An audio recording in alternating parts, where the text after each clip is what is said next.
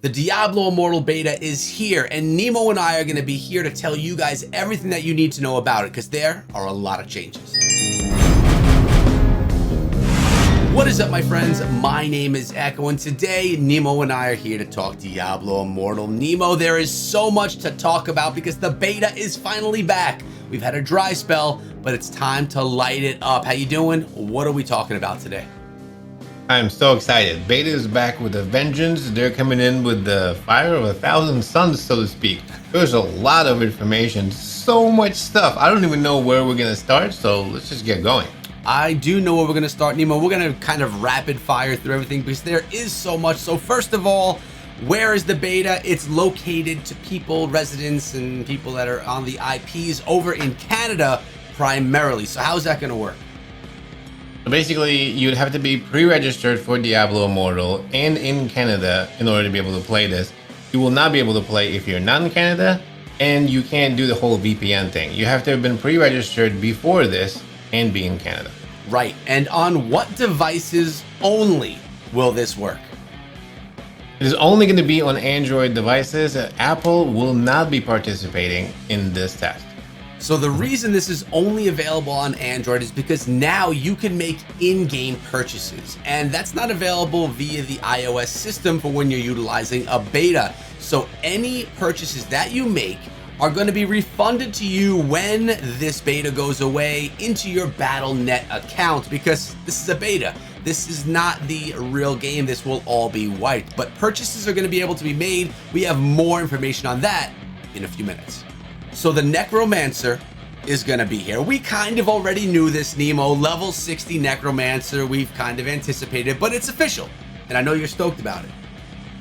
I'm really pumped about it. In fact, during this beta, I'm going to play the Necro super hard. And you know, what's exciting about it isn't just the fact that we're getting the Necro and we're getting the final stages, right? So we're going to get the final stage of the game, but we're also getting the high level overview, like the wholesome, finally going to be able to get a full bite out of Diablo Immortal and see everything. I'm pretty excited about that. All of it, everything. It's going to be the complete game, which means that this is probably the last phase of testing unless if something crazy goes wrong. But along with the Necro and the final stuff comes the final stage. Everyone was calling this the Hell stage when the closed alpha kind of left us. So that's going to be coming too. Do we know what to expect there? I mean, if it's called Hell, it would make you think it's kind of hell-like, no? Yeah, it is going to be hell-like. And from what I understand, we're going to get to the final stages of the story, right? Be able to see what happens there at the end, so to speak. I love it. Now, Nemo, you talked about the new stage, and we're going to see the full game and new difficulties, so tell us a little bit more about difficulty. Well, we're going to finally see Hell 4 difficulty, which is pretty exciting. It's going to be for a much higher Paragon level, so I'm sure once we get to endgame and push a little bit harder, we'll be able to, get the best gear at the highest difficulty, which is going to be Hell 4. Yeah, Hell 4, that's cool. I wonder if it's ever going to go higher than that, but it's cool right now. They're already enhancing the difficulty. Now, a lot of gamers who are not at heart mobile gamers like Nemo and myself, well, they weren't used to touchscreens, so they were always talking about controller support. And Blizzard heard the call. They heard the cry for controller support, Nemo, because they're bringing it, aren't they?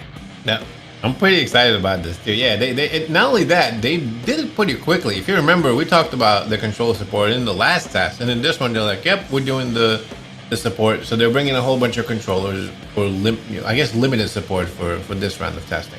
Yes, we're going to pop those up on the screen, which what we know of right now, but more will be coming as well over time. It's just been built for these. But I'll tell you what, Nemo, I don't care about controller support, man, because for me, I'm still going to be playing on the glass. No controller for me. Same. Now, Nemo, it's time we start talking about money. We said that this is going to be on Android because of in-game purchases. So many people think this is going to be a pay-to-win game. Let's talk about what you can actually buy inside of the game as of right now, starting off with the Battle Pass. I'm going to take this one, Nemo, I'll let you take the rest, because the Battle Pass is something that I've known very well from mobile gaming, and since the beginning, I've been saying that they're going to make a $5 Battle Pass. You know what? Nemo, they made a $5 Battle Pass. For 1 month's time, it's $5 to get all the rewards on the top tier, which is the free tier, and on the lower tier, which is the paid tier. So you get some great rewards on top, but even more enhanced rewards down below for $5 a month. This is going to be the best value inside of the game, no matter what else we're about to talk about. The best value in all mobile games is always the Battle Pass. But Nemo, there's more. There's other things that you could spend on right now. So do you want to jump into those a little bit? Yeah, so besides the Battle Pass, there's also, of course, Eternal Orbs, which is the currency for the game, right? That's where you're going to be able to buy a whole bunch of stuff with. We have the materials, which is the Dawning Echo, and you have your Reforged Stones, where you're going to be able to change the affixes for the weapons. And the Dawning Echo is what you're going to be able to use to upgrade the weapons to a higher and higher level. And after that, you also, of course, you got the crest, right? Which is the legendary crest that you're going to be able to use to get legendary gems in when you're doing the rifts. And after that, you have bundles, which is new. That's kind of odd. So you have a free bundle that you get to use every day, and then you have certain bundles that give you really good value, but you can only, I suppose you can only buy them if you complete certain dungeons, which is kind of interesting. You have to complete the dungeon before you're able to buy this specific bundle, which gives you a really high, I guess, really good value for your money. And that's not that hard, because the dungeons aren't hard to beat. It's just you have to get to them in the game. So you need to progress through the game to get there. So an early dungeon you'll get to in the first few hours of the game, but in one that's maybe at level 60, when you get to that final stage, it'll take a while to get to that dungeon. Now my question is, and I know that we don't know the answer, is are these bundles going to be replenished daily, where I could buy this same bundle every single day, or is it a one-time deal? Bundles are great, and it's something we see in mobile gaming a lot, because it's going to give you discounts for buying a bundle, buying a bunch of things all at once. And if you're someone that's going to spend inside of a game, it's nice to be able to get deals and not just have to buy everything straight up. So bundles, Battle Pass specifically, these are great ways. And by the way, the Battle Pass, the top tier is the free, and the lower tier, the paid tier, is called the Empowered Battle Pass. Now, all of you know that I've been the advocate for PvP. I love PvP, and I think it's the key for game success, specifically on mobile. I think it's really important. Now, the Battleground, we had issues with it in the closed alpha. There just weren't a ton of players. The queue times took forever, and things were pretty mismatched while you were there. But things are going to be fixed here, Nemo, because first of all, we're going to be over in Canada. It's going to be open to everyone that pre-registers. So we're going to be playing with, real people, not just content creators, not just invited people, but everyone that's able to play, which is going to be a lot more people. So the queue time is going to be gone. Now tell us why matchmaking is going to be better. Well, first of all, there was no matchmaking back when we were playing, right? And generally speaking, there really was no people when we were playing either, so we had a really hard time at the content creator server, the queue times and etc. But just like you said, this is pretty exciting because it's a full server, it's supposed to be healthy, and now there is a matchmaking system that's supposed to match us to more of like the skill of the player that we're playing against. So if you're just coming in, you're not going to get matched against, let's say a Rax or an Echo Hack, which is going to come in there and one-shot you and then make the experience really not very fun, right? This is supposed to match you against people of your own skill and your own level, which generally is going to make fighting and stuff a lot more harder and a lot more fun. So that's kind of what's happening. I'm pretty excited about this one. Yeah, you're going to be matched with people that you should be battling. It just makes sense, and honestly, it's something that needed to happen. Nemo, Helliquaries are getting a change as well, and I know that we've mentioned this, it was announced, but no longer is Helliquary only a 4-person battle, but now you can bring into these battles 8 people. 8 people raids against a monthly Helliquary boss for those rewards, which are going to give you those small buffs. That's really all there is to say. It's pretty cool. Now, before Nemo jumps into the World Paragon, which you guys probably haven't heard of, I want to just mention that we're going to be having better Rift rewards and more dungeon rewards as well. So we're going to be getting more from running those Rifts and those dungeons as well. More rewards, always a positive thing, especially for players that may not be playing as much as some of those high-end players 6 to 8 hours a day. Now, I mentioned the World Paragon system. Nemo is going to dive in and tell us all the information we need to know about this. What is it, Nemo? Well, it's pretty exciting. So it's a way for you to be able to measure yourself against other players. It's also a way for you to catch up to other players if you weren't playing. So if you notice in the last time, right, when you start playing Immortal and you're in a server and the server grows with time, a lot of the players will get to a higher level. And then if you start playing and you just join, you're always going to be behind. Well, a World Paragon system is basically a way for a new player to catch up. It's a level that the whole server is on. And if you're below that level, you get double the boost. You get double XP, double gold, double everything until you get to that level. So as soon as you get to that level, then you kind of stop the boost and you become normal with everybody else. So anybody below the World Paragon level of the server will get double of everything until they catch up.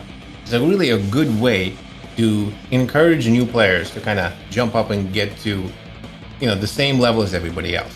And that's awesome, because if I'm a new player, Nemo, and you've been playing for a year on the server, I'm going to hop in there and I'm going to be like, I'm going to get my butt kicked by this guy. He's been playing and grinding for a year. But now this system is awesome. It allows me to catch up twice as quickly as you. So, great system, it needed to happen. Subscribe to my channel for regular Diablo Immortal videos. Subscribe to his channel for regular Diablo Immortal videos. Now, Nemo, we have set items inside of Diablo Immortal. This is brand new, and it couldn't be any better because it's not taking place of our legendary items. It's taking place of our secondary. Fill everyone in on how sweet this is. This is so exciting. If you played Diablo, right, or any of the other Diablo games, you know that if you get set items and you get a good amount of them, you get certain bonuses. So this being a secondary slot item, you're able to get 3 or 6 of them and put them into your secondary slots. When you get 3 and put them in, and the way it works is each set item will have like a specific name. So once you get a certain set of items and you put them in, 3 of them will give you a certain bonus. And if you equip all 6 of the same one, they'll give you a different bonus, an extra bonus. What you're able to do basically is infinitely make your builds a lot better. These set items will give you bonuses if you wear 6 or 3 of them. And what you're able to do, even if you can go further, you can take 2 different sets and combine the 3 bonus of each to make it even different as well. You know what I mean? I know what you mean. I hope everyone else knows what you mean, because this is sweet. All that amazing legendary gear that we had, we're not losing. We don't have to replace it. But the secondary stuff that was never crazy exciting is now crazy exciting because you can build it out in sets. But you could do something with this gear as well, right? Now, I know I'm just diving into this, Nemo, but there's something called Awakening gear. Now, this comes with some new resources inside of the game as well, but do you want to just dive right into the Awakening process and what it actually means? Sure. Awakening is a way for you to be able to upgrade your gear further, even after you get it to basically a max level. Not only do you get certain small bonuses when you start awakening your gear, and of course we'll go into like a lot more detail about it later on once you make more videos, but once you awaken a piece of gear, you give it a little bit more stats, but you also unlock a new look for it, right? You can set it on fire, or you can give it other different effects. And the more you awaken it, the more the gear looks even more epic. It's just a really cool system. I can't wait to try that out. That only happens when you max out your gear. So it's like the end game of Immortal. Oh yeah, it's gonna take some time to get there, and a lot of grind as well. But I love the idea, and honestly, so far we've heard nothing about skins, nothing about cosmetics that we can purchase. It seems that as of right now, the way to change your look is either by picking up new gear, or as you just mentioned, by awakening the gear, which is, if you take something that looks amazing, like some of the max level characters in Diablo Immortal, and then you awaken that gear, you just look brutal. You look awesome. Now, that's how I feel. Everyone may feel a different way. One thing about awakening the gear, if you do awaken it, you auto look that new way. You can't toggle it on and off. So you would be committing to that new look, but you get the buffs as well. So it's pretty sweet. Now, Nemo just filled us in on awakening gear. This all happens in the Legacy of the Horadrim. Nemo, 20 seconds. Tell us what it's about.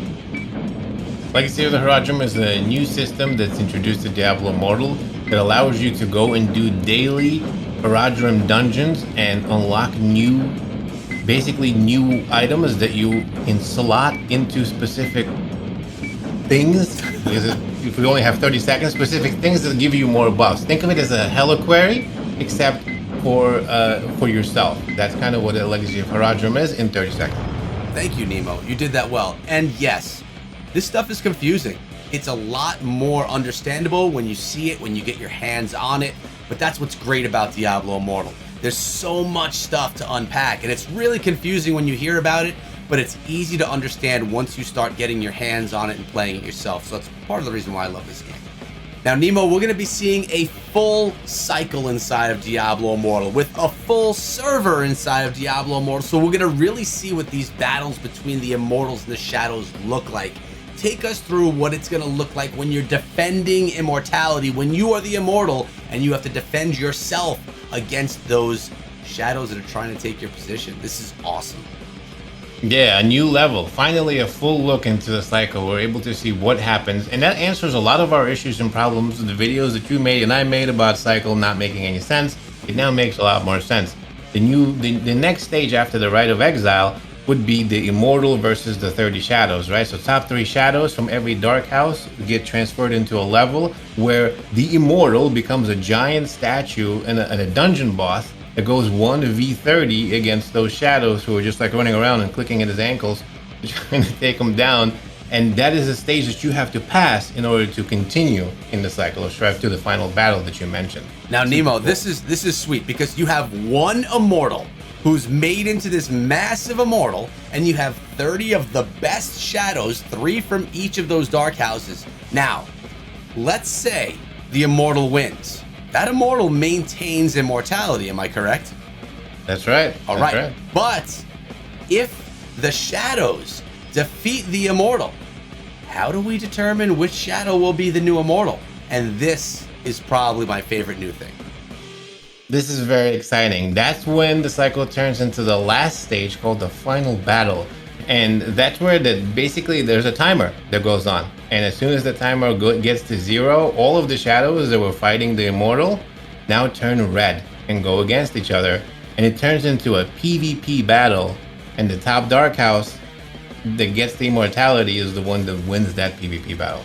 Yeah, they actually used the term Battle Royale when I spoke of it, which is pretty cool. So you're going to have those 30 Shadows fighting it out to see who was going to be that next Immortal. I mean, that's PvP. I want to see more of that throughout other elements of the game as well, because this is right now only for the best Shadows and the best Immortal. So I want to see if this mode is in some way implemented into the battlegrounds, because it would be cool to practice this stuff. It would be cool to be able to do this stuff even if you're not fighting for immortality. But that's pretty sweet. I love this new feature, and you're right, it kind of just brings everything together. Now, Nemo, we have 2 more topics. Quickly, gems. We can upgrade them even further now. There's another way to do this. What's that system like? It's called the Gem Resonance System. It's a way for you to upgrade and get a lot more abilities out of your gems past the level 10, which was the max for legendary gems. You're now able to get them even further by infusing more gems into them, combining abilities, and just getting more out of your legendary gems. It's really cool. It's like awakening the gems, but getting a lot more out of them.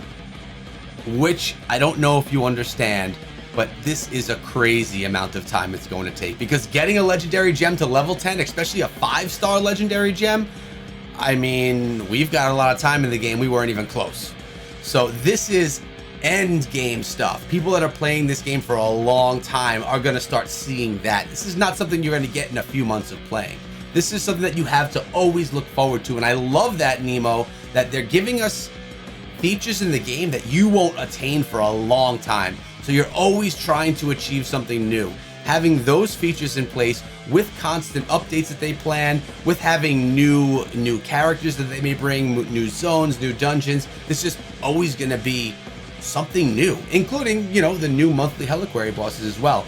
But that brings us, Nemo, to the final topic, and that is release date.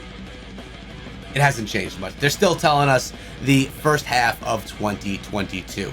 So I always said the summer. I mean, it's been a few months since alpha closed. Let's assume we have beta for 2 months, and then a few months after that, maybe they'll be ready to go live. Let's figure maybe 5 months, which is like 4 or 5 months into the new year, which brings us close to the summer. Yeah, I mean, it's right on time. If you think about it, this actually really does make sense. Like, once the game comes out, the 2 months, it perfectly lines up. And yeah, they said the first half of 2022, and I really do this time believe them. I'll tell you, I believed them last time, though, also. I did believe them last time. But it makes sense because I believe this is the final stage of testing. It was technical alpha, closed beta. I don't think we're gonna have an open beta, but I guess you never know. It really does depend on how this whole thing goes.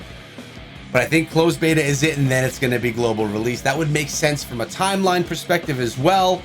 Let's cross our fingers and hope it is right. But man, Nemo, we just unpacked a lot on what's coming to Diablo Immortal, or actually what's here in the closed beta. And we just touched like the tippity, like we didn't even go into any details. We just literally just high leveled all of it. It's insane how much stuff is in this. Like I'm really surprised with how much they came in with the fire of 1,000 suns, like we said at the beginning of this video. My skin is melting 100%, Nemo. They brought us so much, and this video was just touching on each thing. Honestly, Nemo and I could both make a full video on each one of these topics, and I bet you we probably will, because Nemo, like myself, has a YouTube channel dedicated to Diablo Immortal. Nemo, where can everyone find you? You can find me on Scrappy Academy on YouTube, and that's where I'll be making daily videos about Immortal. Pretty excited. Can't wait. I'm excited to have the game back in my hands. I've missed it so much. Finally, something that could keep me up at night. But Nemo, thanks so much for coming to the channel, man. As always, it's a pleasure. And it looks like it's time to bring back the Immortal podcast. What do you say? Oh man, I cannot wait for the next podcast. We got so much. Yeah, we got to do this. Yeah, we're going to be doing that on Sundays, probably every other Sunday. Make sure you keep it locked. Join us live on the Immortal Podcast and get your questions answered. But we're out of here for today. Make sure you go check out Nemo's channel. He's always got great content focusing on Diablo Immortal.